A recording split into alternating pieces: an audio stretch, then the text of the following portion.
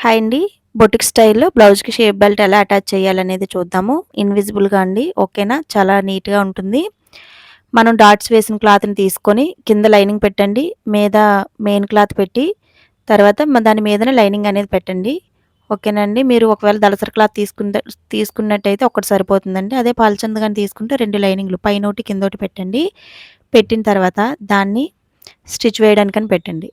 Stitch వేయడం start చేయండి. అయితే ఇప్పుడు చూపిస్తున్నాను ఒక్కసారి చూడండి. ఫస్ట్ కింద లైనింగ్ అండి.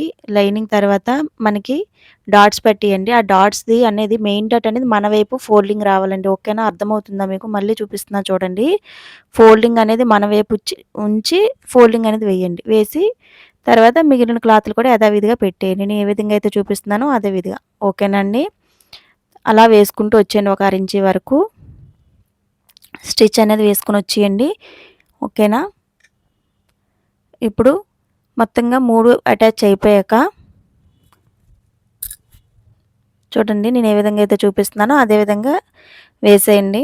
వేసేసాను. వేసేసాక ఇప్పుడు కట్స్ అనేవి ఇవ్వండి. ఓకేనా అండి? కట్స్ అనేవి ఒక 3 కట్స్ వరకు ఇవ్వండి. ఇచ్చిన తర్వాత కింద క్లాత్ అనేది అలానే ఉంచేయండి. మెయిన్ క్లాత్ అనేది.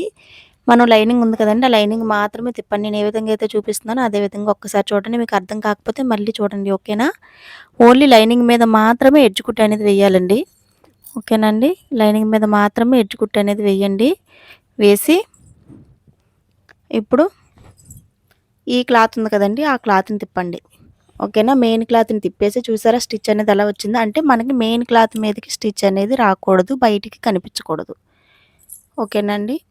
ఇప్పుడు కింద లైనింగ్ ఫోల్డింగ్ చేయండి. ఆల్రెడీ మీదన పెట్టినది కూడా ఫోల్డింగ్ ఒకే లెవెల్‌లో ఒక అర ఇంచ్ వరకు ఫోల్డింగ్ వేసి స్టిచ్ అనేది వేసేయండి. అంతేనండి. చాలా ఈజీ.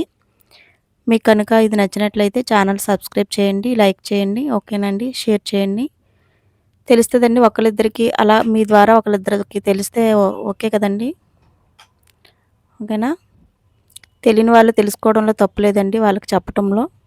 అందుకని ఎవరికైనా ఈ విధానం గాని తెలియకపోతే వాళ్ళకి షేర్ చేయండి. మీ ఫ్రెండ్స్‌లో ఎవరైనా స్టిచ్చింగ్ చేసేవాళ్ళుంటే. ఓకేనండి. Thank you. అంతే అయిపోయింది. చూసారా ఎంత నీట్‌గా వచ్చిందో? అయితే ఆ క్రాస్‌గా ఉన్నదాన్ని కట్ చేసేయండి. కట్ చేసిన తర్వాత చివర కూడా క్రాస్‌గా ఉన్నది కట్ చేసేయండి. అంటే లెవెల్‌లో కట్ చేసేయండి. ఒకే లెవెల్‌లో. అయిపోయిందండి.